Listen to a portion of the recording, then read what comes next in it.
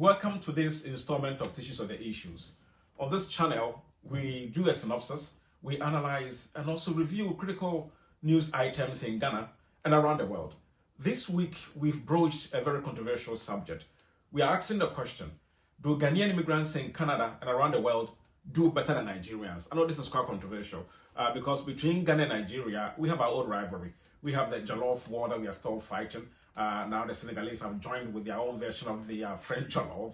Cameroonians have also joined that war. But also, more importantly, Ghanaian ladies think that Nigerian men make better boyfriends because they pay better for transport and are also quick to open the door for a lady.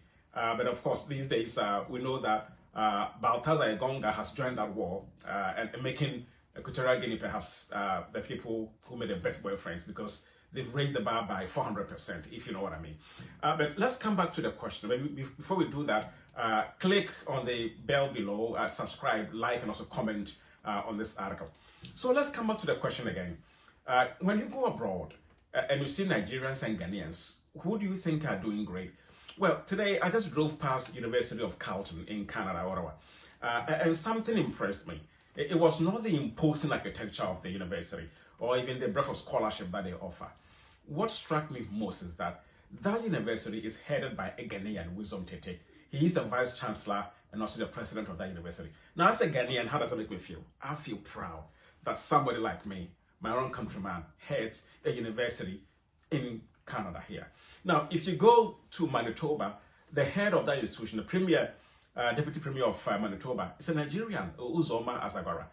She's also the health minister of that province. Now, these are big things. Now, cross over to Alberta, and you'll find two Nigerians in the Albertan government cabinet. These are fantastic and epochal moments for people like me, for immigrants abroad. And so we are asking that question again. Who does better than who? But of course, this is where we say the thesis and also right away counter the thesis with the antithesis and say that we are not going to answer the question. We are not going to give a verdict of who does better than who because we are all doing great as immigrants because we know who we are. But Nigerians, we know they have this, defying, venturesome spirit that sometimes spur them on to do greater things. Ghanaians, we are quite laid back. That's what we've been told.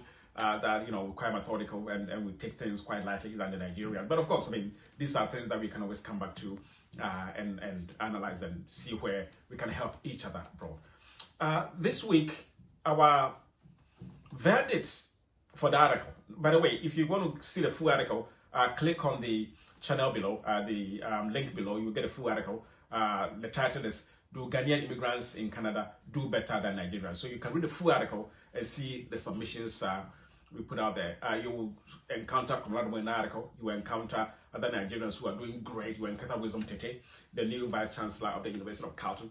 And other important things about immigration that would enrich your experience here. So our verdict for this week is that these epochal moments, these fantastic achievements by Ghanaians abroad, Wisdom Tete, Uzoma, and other people, they do not take away from the bigger story of immigration as far as Africans are concerned. Because if you go to other areas, you'll find people doing great things as cleaners, doing great things as PSW, personal support workers, cleaning people when they, mess and all that, they clean them up. You get people doing work, in the warehouses, Uber delivery. All these things come together because we don't believe that there are small parts. But of course, there are small roles. And we all play our part as Nigerians, as Ghanaians, as Kenyans, as Somalis, to enrich the whole immigration story. So then again, when we come here, there are things that we encounter. We have problems as immigrants. But when you see that your fellow immigrant has done so well, gone against all these barriers and risen above, broken the glass ceiling, and it becomes like a vice chancellor of a university here, something you must celebrate. If you see that a Nigerian lady, is an immigrant, came in, faced the same problems, and today is a deputy premier of a whole province, it's something you must celebrate. So this is the question we are asking today. Between Nigerians and Ghanaians, who does better? But of course, as we said, we are not in a personality contest. We are not contesting one another. We are just together working to enrich our countries. But even more importantly, even though we do well as immigrants, let's do better also back home. Because if we're able to do what we do here, if a Ghanaian becomes a vice chancellor here, imagine the quality that he brings. If such a person is in Ghana, what could he do? What couldn't he do?